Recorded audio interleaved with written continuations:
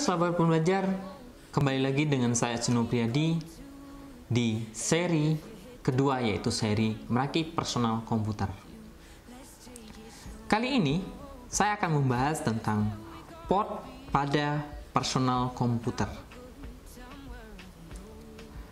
Port digunakan untuk meletakkan atau menyambungkan sesuatu hardware ke hardware yang lainnya. Karena dari semua komponen personal komputer harus terhubung antara satu dengan yang lain, sehingga hardware personal komputer itu dapat digunakan secara maksimal. Jikapun ada satu hardware yang tidak terpasang dengan sempurna atau tidak terhubung, maka hardware tersebut ada yang bermasalah. Oke, jadi kita harus tahu terlebih dahulu apa fungsi dari dan letak posisi dari si hardware tersebut. Oke, ini adalah motherboard. Motherboard yang saya gunakan ini adalah seri untuk prosesor Intel. Karena setiap hardware disesuaikan dengan kondisi dari si prosesor tersebut.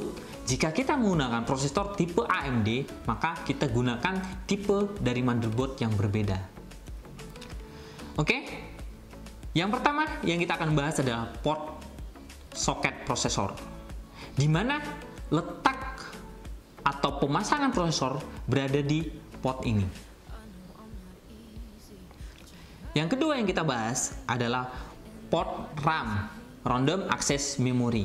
Nah, posisi RAM akan diletakkan di port ini.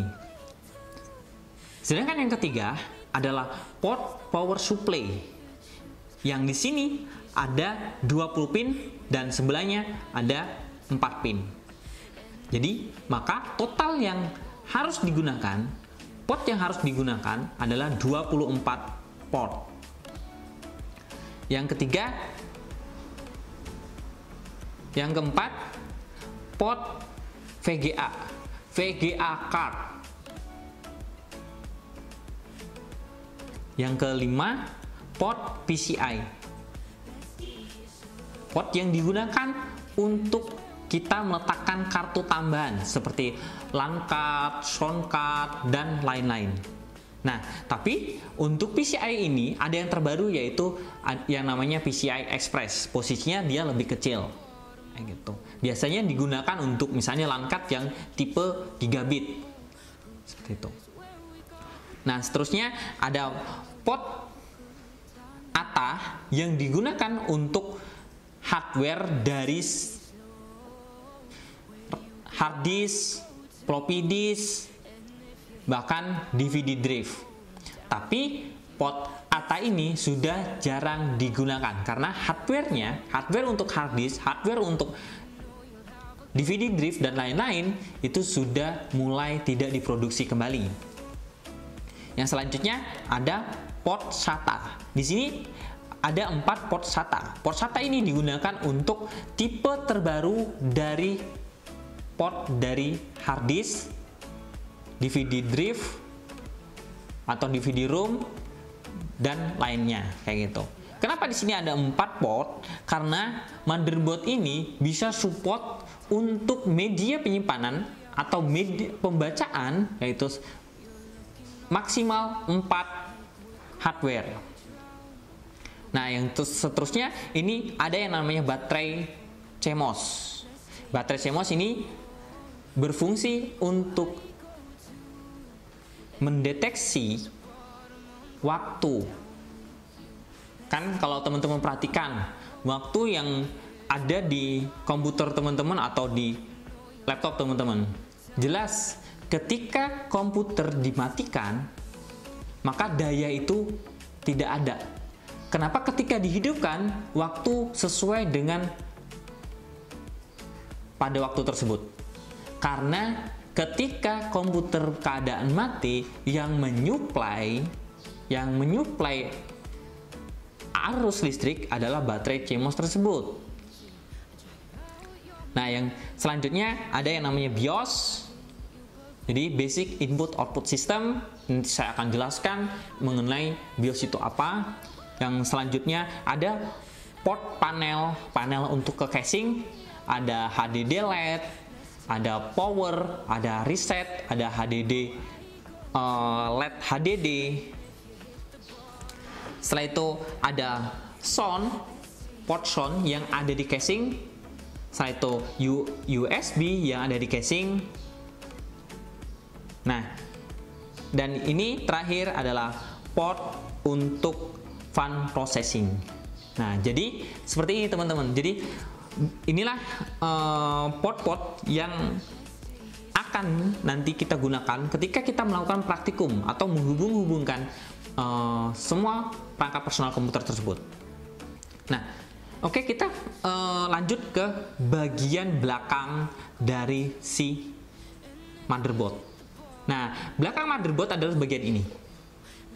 Depan berarti sini dan lain-lain. Gitu. Nah, di sini jelas ada port yang namanya PS2, ada yang ungu dan hijau. Yang hijau digunakan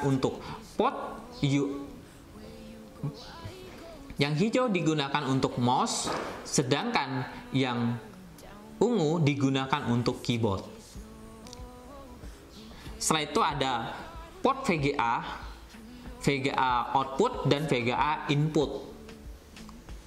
Pak, berarti komputer atau motherboard tanpa kita menggunakan VGA card, dia sudah bisa? Sudah. Maka dia menggunakan onboard. Jadi ini motherboard personal komputer tersebut, walaupun kita tidak menggunakan VGA card, maka dia sudah bisa hidup atau bisa terhubung ke monitor tanpa namanya VGA tambahan. Nah, karena kita punya, jadi setiap motherboard itu punya yang namanya VGA onboard. Nah, setelah itu ada port yang namanya port USB. Nah, USB juga untuk saat ini ada yang namanya USB 3. Nah, itu. Apa perbedaan USB 3 dan USB 2? Jelas, kecepatan dari transfer data. Karena fungsional dari si port USB adalah untuk transfer data. Nah, setelah itu ada port LAN, local area network, untuk jaringan dari si komputer tersebut. Nah, yang setelah itu ini ada port untuk sound card, sound, dan yang terakhir ada port yang digunakan untuk webcam, handset, dan mikrofon. Nah, inilah port-port yang ada di motherboard. Jadi, yang teman-teman harus ketahui. Jadi, tapi apakah setiap motherboard sama? Pada dasarnya hampir sama. Tapi pasti ada perbedaannya. Contohnya, motherboard ini tidak memiliki port yang namanya PCI Express. Sedangkan ada motherboard terbaru, versi terbaru, dia memiliki port versi PCI Express.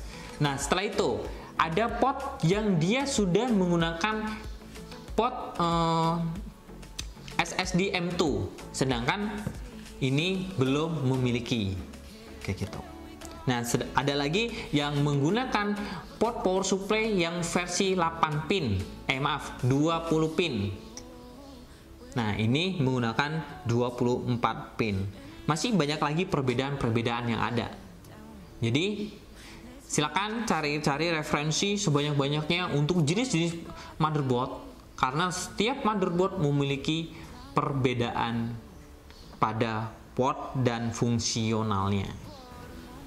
Oke, jika ada pertanyaan silakan tuliskan di komentar, nanti akan saya coba baca komentar masing-masing, dan sampai berjumpa di video yang akan datang. Terima kasih.